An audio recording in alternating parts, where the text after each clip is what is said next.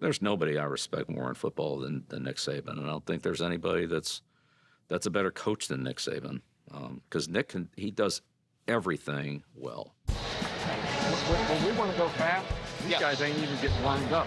To be able to do it twice in terms of national championships, but he had great success at Michigan State as well, and would have had a lot of success in Miami had he stayed there. I have no doubt about that. When we talked to Saban, he said Bill did say, "I wish you weren't coming into the AFC East." Life gets tougher when he's there, that's for sure. Twice a year. It was interesting when Coach Saban came in because he kind of brought That's what I'm talking about. Good job. a little bit of a college mentality, a little more rah-rah, a lot more yelling. We got Auburn, LSU, and Florida. Represent. Represent! Whoa, what's all this screaming? And coach is always frowning. So don't come out here with the poor me's. All right, poor me, my ass hurts. Poor me, my ham hurts. Poor me, this. When you hit the field and you walk across the line, that's all over. Nick Saban had a vision for what every player could be, no matter what or where the player had been before. I had been a 4-3 guy for, I guess, 7 years at that point when he came in.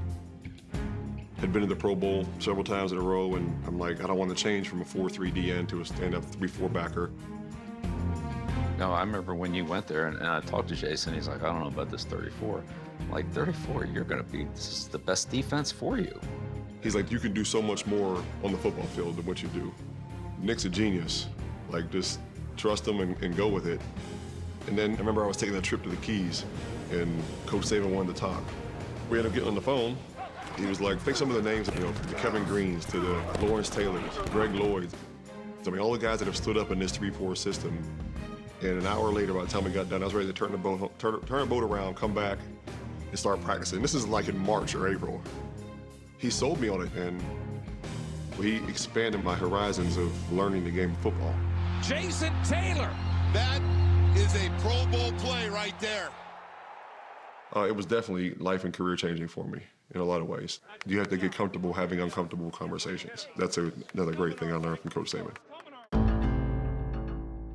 Perhaps the most challenging conversations of Nick Saban's time in Miami began in December 2006, when the University of Alabama fired its head football coach and began to pursue Saban.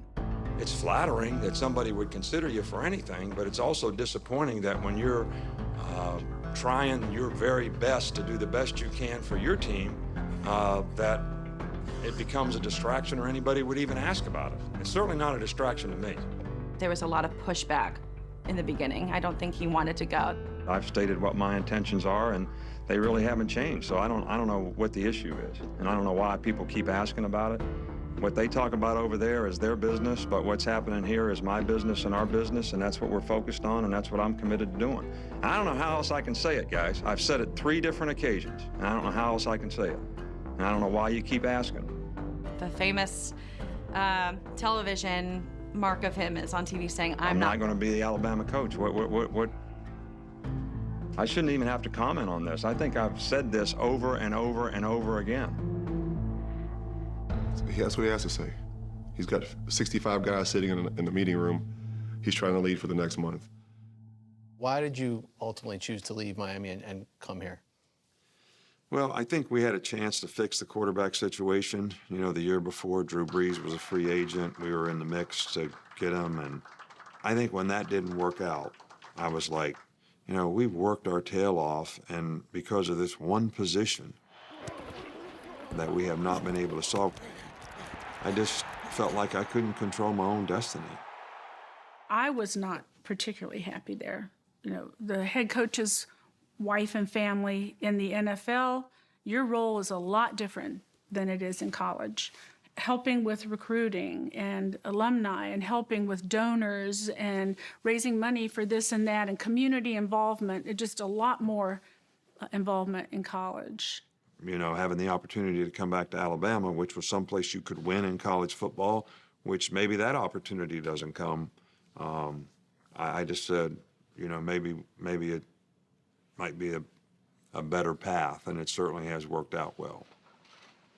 Well, as you know, Nick Saban has decided not to return to the Dolphins.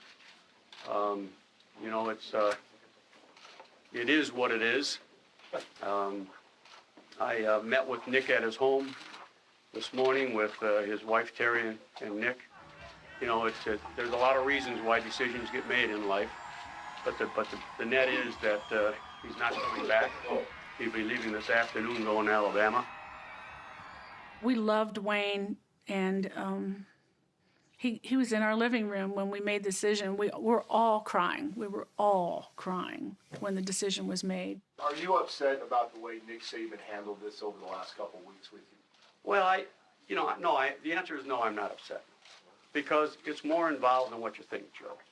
And I've been through this with Nick for quite some time now, and I feel the pain and so forth and so on of Nick and Terry, and it's not a very simple thing.